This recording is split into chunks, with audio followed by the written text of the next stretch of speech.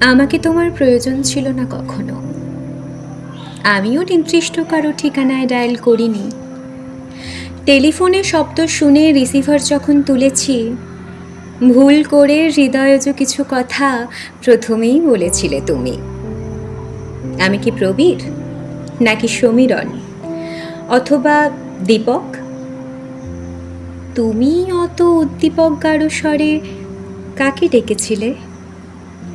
পাতার আড়ালে ডাকে যেমন অদৃশ্য পাখি বসন্ত কোকিল, তেমনি তোমার সুরে কিছুক্ষণ রাত্রির বাগান ভেসেছিল।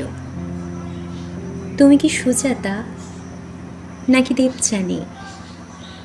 আমি তা জানি না। জানি তবু যৌবনের কণ্ঠস্বর এমনই বিহ্বল স্বরে ডাকে বিনিদ্র রাত্রির টেলিফোনে, যেন নিশি ডাক দূরে অন্ধকার দক্ষিণ হাওয়ায়।